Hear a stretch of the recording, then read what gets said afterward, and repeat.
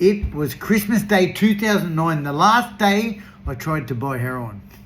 Something happened that day, and I'm going to share this little miracle with you guys. I was in rehab, I should tell you. I'm about 60 days clean. I didn't really want to go home for Christmas, to be honest. Like, the shame and guilt attached to going home is horrendous. I find myself back home, sitting around the family Christmas table at lunch. Imagine this, 15 people, family members, neighbours, every single one of those people I'd hurt, stolen, robbed. The shame and guilt attached to that. This is just an excuse, but on my way out of there that day, I said to myself, I can't do this. Fuck this, I can't handle these feelings, I'm going to get on. I'm at Town Hall Station. King's Cross is to my right. I know I can go up there and get on the coke and the gear. It's what I wanted, heroin and cocaine. But across the road was a bus, the 431. Guess where that bus was going? Back to rehab. Now, this day I decided, fuck it, I can't do it anymore.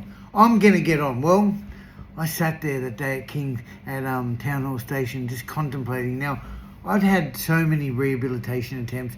I'd had so many failed attempts.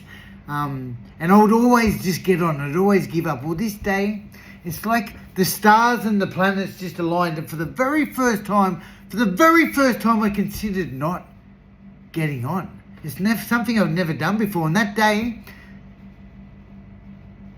I thought, well, this is what's going to happen. I know what's going to happen if I get on. I'm going to probably end up back in rehab. I've been there 50 times. I'm going to end up in jail, or I could end up dead, right? But I didn't know what would happen if I didn't get on. I'd heard all this consequential thinking stuff before, and you know what? That day, I made a different decision. For the first time in my life, I didn't pick up that next drug. Let me just share, like, one day at a time, one foot in front of the other. I've continued to move forward, and I have not even come close to picking up a drink or a drug that day. But let me tell you, it was this time, 2009, 3 days after the fact, I'd gone back to rehab and I'd talked to the counsellor about what had happened. I felt like I'd failed. It basically felt like I'd blown it, because I knew I was going to get on. I had the cash, I was ready to get on. All right, and first time I didn't make that decision, I actually caught the bus back to rehab. Well, it took me 3 days of full anxiety. Like, I thought, I'm fucked. I may as well just go and throw it away now because I've got no chance. Well, guess what? About 3 days later, that anxiety subsided, and a miracle happened that Christmas. I have never come close to picking up another drink or a drug again. Now, I'm going to knock on wood because I'm not trying to be cocky, guys. I'm just sharing a little Christmas miracle with you. Now, don't let me just think that that was it. The obsession and compulsion to use and get more drugs was just lifted. It's just gone. It's not that fucking easy. I've worked my ass off for it. Of course, I've continued to get engaged in a lot of therapy, been a big part of a lot of self-help groups.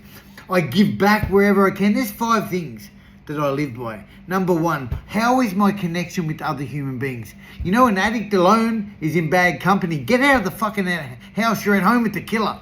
Number 2, do I have a sponsor, a mentor, somebody that I can look up to, somebody that can help guide me in the right direction? Number 3, how many meetings am I doing? How much counselling am I involved in? How much help am I getting? Because I can't do this alone. Number 4, it's the higher power. It's the fucking God of my own understanding. I wasn't one of those people that came into recovery thinking I hate God, but I certainly didn't think he was ever going to help me. Well, sure enough, I found my own God of my own understanding, and it's some kind of universal thing, The moon, actually, not to get too fucking spiritual on you.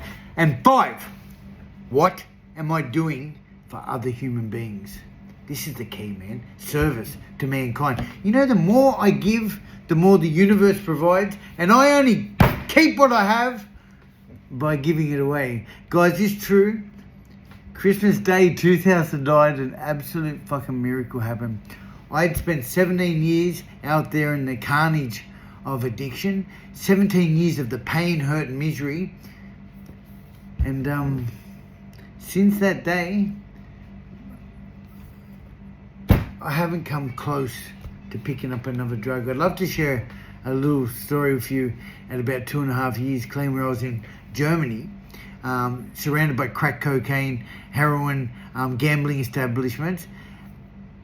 And you know what I did think about? Jumping off the fucking balcony because I was in a lot of pain, but I didn't think of getting on. I knew if I got on, I'd never make it back out of Germany. I would have been some fucking convict in Germany. Anyway, guys, that's the story for another time. Let me know in the comments if you'd like that story. I know this is a long-ass video. This is what I call long-form content. The story of how the obsession and compulsion to get and use more drugs was lifted from this heroin addict after 17 years of the carnage. My message to you here today is that do not ever give up. After 49 attempts at rehab, I finally got it. The stars and planets aligned that day.